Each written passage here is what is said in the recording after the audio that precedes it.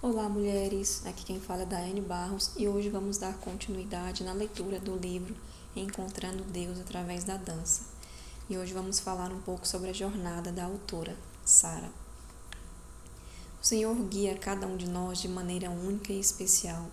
Espero que a minha história o inspire a avançar corajosamente em seu chamado, confiando no Espírito Santo para liderá-lo e guiá-lo. Muitas vezes me perguntaram se sempre soube que o meu chamado era dançar para o Senhor. Tive o privilégio de crescer em uma família maravilhosa, onde todos amavam a Jesus.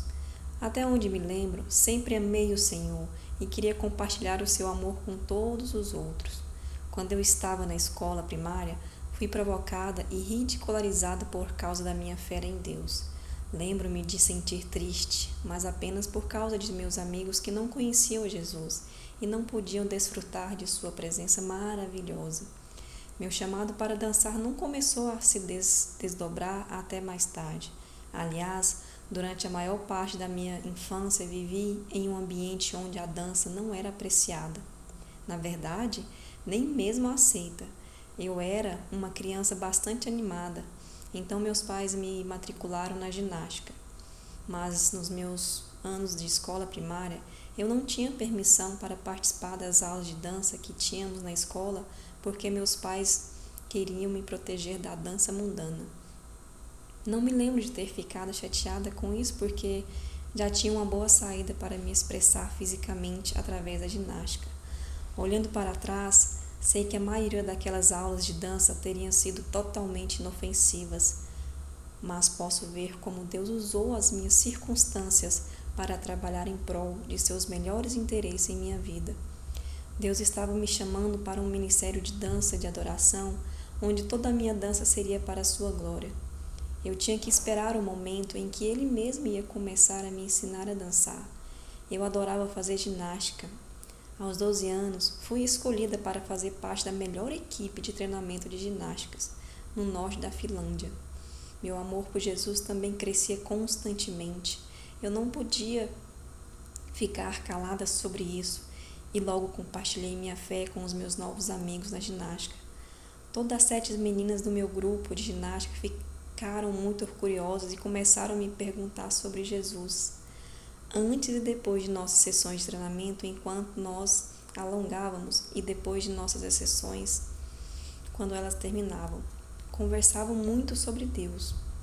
Não demorou mais do que algumas semanas para que todas aquelas garotas quisessem receber Jesus como seu Senhor. Uau! Esse foi o primeiro milagre tão grande que afetou toda a minha vida. Eu não tinha amigos que acreditavam em Deus antes de mim. Agora, de repente, todos os meus amigos da ginástica amavam a Jesus e queriam conhecê-lo melhor. Agora, de repente, todos aqueles amigos meus da ginástica já conseguia ver Jesus com outros olhos. Fiquei tão impactada pela mudança que vi em suas vidas e em todas as suas famílias que decidi passar o resto da minha vida pregando o Evangelho. Depois que meus amigos foram salvos, minha mãe começou a organizar uma pequena escola dominical para eles em nossas casas. Na mesma época, meus pais, alguns outros pais cristãos em minha cidade natal, fundaram um grupo local chamado King's Kids, que é um ministério familiar da Jocum. O ministério era para conhecer a Deus e torná-lo conhecido. Tivemos reuniões como adoração, oração, ensino bíblico e comunhão, e fizemos tanto evangelismo local quanto viagens internacionais de ministério. Foi uma oportunidade maravilhosa para sermos ativados em nossa fé e usamos nossos dons para espalhar o reino de Deus. Tivemos que fazer muitas visitas escolares onde podíamos compartilhar abertamente as boas novas sobre Jesus por meio das canções, das danças, dramas e testemunhos. A dança que fizemos com o King Kids era coreografadas de forma muito simples, muitas vezes apenas com movimentos das mãos, mas através delas eu tive o primeiro gosto de como é adorar a Deus com todo o meu corpo. Eu simplesmente amei. Juntei-me a todas as iniciativas possíveis do King Kids da Finlândia. E eu sempre fiquei tão empolgada com as férias de verão para poder fazer viagens missionárias internacionais para diferentes países. Minha maior alegria foi ver pessoas encontrando Deus pessoalmente. Eu era ainda e sou muito grata aos meus pais que me tornaram financeiramente possível para viajar com essas crianças e servir o reino de Deus e espalhá-lo com tanto amor pela Suécia, pela Noruega, pela Estônia, Letônia, Lituânia, pela Itália, a Hungria, a Romênia, a Rússia e os Estados Unidos. Durante esses anos, e mesmo antes disso, recebi muitas palavras proféticas através de diferentes missionários internacionais, dizendo que Deus queria me enviar para expandir o seu reino e levar sua presença às nações através da dança. Quando comecei a receber essas palavras, fiquei bastante hesitante, porque não me via como uma dançarina. Eu gostava de criar algumas coreografias e ensiná-las aos outros, mas nunca pensei que a dança seria uma parte significativa da minha vida. Eu pensei, se alguma coisa, eu era uma ginasta, não uma dançarina.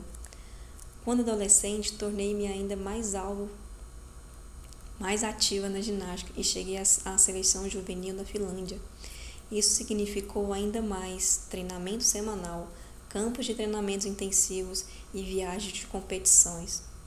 Quando eu estava no meu ensino médio, treinava 9 vezes por semana, 6 noites e 2 da manhã de treinamento específico para aparelhos e ainda por cima uma aula de balé, de ginástica uma vez por semana. Além do horário escolar, treinava cerca de 23 horas por semana, sem contar os acampamentos de fim de semana e as viagens de competição. Decidi fazer o ensino médio em 4 anos em vez de 3 para aliviar a carga do trabalho. Mesmo assim, parecia que não havia horas suficientes em um dia e muitas vezes me vi em uma situação em que tive que escolher entre um acampamento de ginástica ou o evangelismo no King Kids. Senti como se estivesse sendo puxada em 2 direções ao mesmo tempo.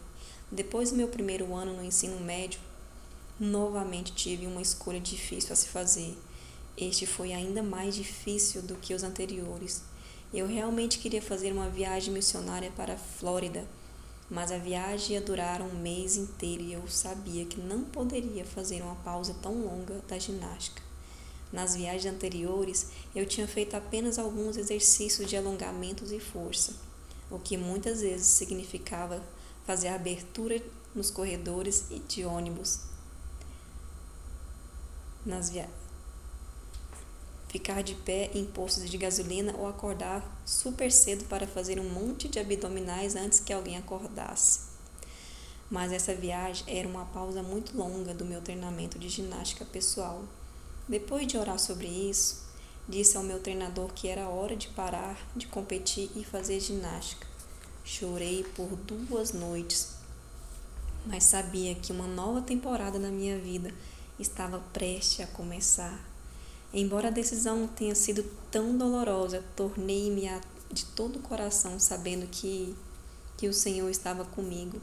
Eu já havia feito a escolha mais cedo de dar toda a minha vida pelo Senhor e pelo seu reino, e não faria concessões. Agora eu tinha muito mais tempo e energia para investir no Ministério King Kids. Comecei a assumir mais responsabilidades e a trabalhar como coreógrafa do nosso grupo local. Mas eu estava muito ansiosa para sair do ensino médio para poder encontrar ainda mais e dedicar meu tempo para servir ao Senhor. Depois que me formei no ensino médio, em 1999, me mudei para o norte da Noruega para fazer uma escola de treinamento de discipulado com a Jokun. Foi uma escola bíblica de 9 meses de duração e foi especificamente voltada para jovens e treinando-os para ministérios e missões. Como parte do curso, fiz uma viagem missionária ao Egito e à Jordânia por quase 2 meses. Antes de fazer este treinamento, pensei que era um momento para aprofundar na palavra de Deus, mas Deus parecia ter outros planos. para a temporada além de me aprofundar. Ele começou a me dizer gentilmente que era hora de começar a adorá-lo com todo o meu ser. Eu não ouvi a voz audível de Deus, mas esse sussurro em meu coração foi tão forte que eu sabia que era Ele. Quando parei de treinar ginástica, pensei que era o fim de todas as minhas expressões físicas. É por isso que eu estava tão surpresa, agora que Deus parecia estar me oferecendo de volta a mesma coisa que eu tinha desistido para segui-lo. Uau! É claro que eu ainda fazia parte do Ministério King Kids e continuava dançando em suas danças coreografadas, mas nunca havia dançado espontaneamente diante do Senhor. Eu tinha um desejo tão profundo de expressar a minha adoração com todo o meu corpo e senti que as palavras não eram mais suficientes para expressar o que eu sentia por dentro. Mas ao mesmo tempo, eu senti tão inadequada, tão incapaz de fazer isso e comecei a discutir com Deus. Não sou dançarina, eu não tenho nenhum treinamento de dança adequado, eu não posso fazer isso. Então Deus falou ao meu coração: você é uma adoradora e eu vou treinar, te ensinar a expressar a sua adoração com tudo que você é. Então fiz um acordo com Deus. Se Ele me ensinasse pelo seu Espírito Santo, eu estaria disposta a ser usada no meu particular e fazer o que Ele me pedisse. Minha dança de adoração começou com passos muito cuidadosos. Na minha escola de treinamento para discipulado, eu dividi um quarto com 2 outras meninas. Muitas vezes nós revezamos para ter um tempo sozinhos no quarto. Quando chegou a minha vez, tranquei a porta e fechei as cortinas, só para ter certeza que ninguém me veria. Então eu ligava um CD de adoração e começava a dançar na presença do Senhor. Estes momentos foram algo incríveis, algo incrivelmente precioso. Senti a proximidade do Espírito Santo mais forte do que nunca. Enquanto eu dançava com Ele, Ele começou a guiar cada passo que eu fazia. Hoje também momentos em que eu não conseguia nem me mexer, porque a presença de Deus era muito forte. Eu tinha sido batizada no Espírito Santo anos antes e tinha sido capaz de falar em línguas por muito tempo. Mas dessa vez foi como se Deus tivesse me dado outra linguagem, uma linguagem de movimento. Toda essa experiência foi realmente muito semelhante ao falar em línguas.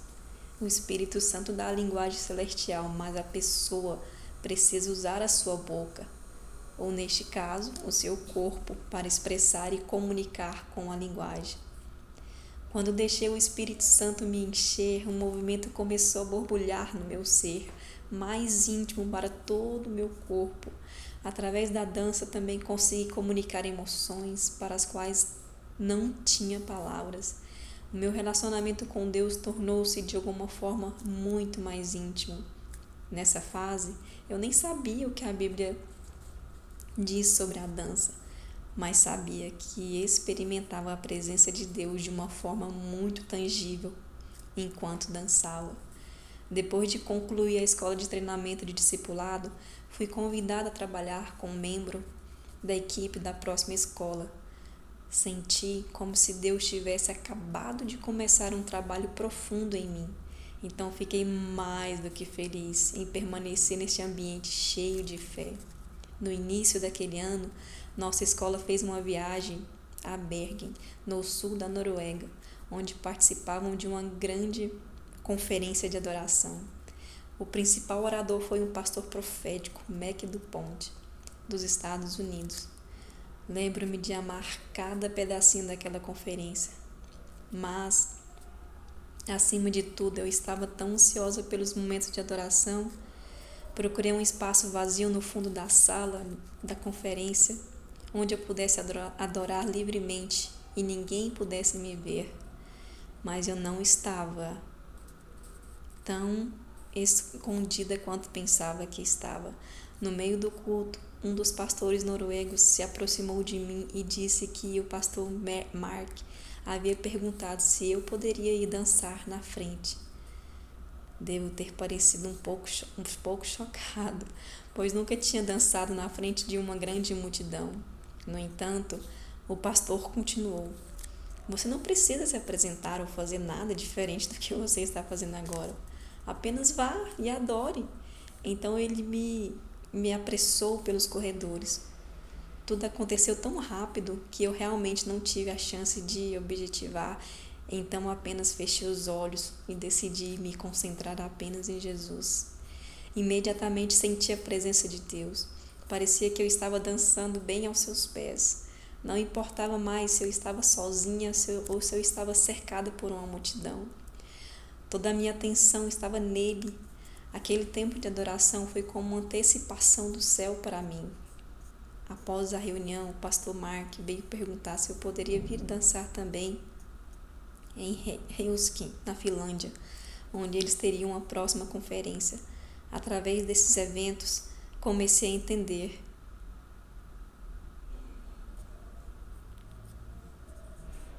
que Deus não me deu o dom da dança apenas por causa da minha própria vida de oração, mas Deus também queria que eu levasse outros à sua presença através da dança. Uau! No mesmo ano letivo, fizemos uma viagem missionária à Argentina e ao Uruguai. Eu era responsável pelo programa de extensão e acabei ensinando muitas danças para os alunos. Temos que fazer muitos shows de ruas e falar sobre o amor de Deus através da dança, teatros e testemunhos. Foi incrível ver tantas pessoas encontrando o amor de Deus e começando a seguir a Jesus. Durante essa viagem, o Espírito Santo começou a me ensinar mais sobre o significado e a importância da adoração. Comecei a fazer uma escola de adoração em algum lugar do mundo. Quando eu estava na Argentina, conheci uma garota chamada Ana, cujos pais lideravam um centro de oração e adoração, chamado Sukkot Hallel, em Jerusalém. Ela me contou sobre a escola de adoração e eu também estava em Jerusalém ligada a Sukkot Hallel. Eu realmente não tinha pensado em ir a Israel, mas imediatamente um versículo de Atos 1:8 veio na minha mente.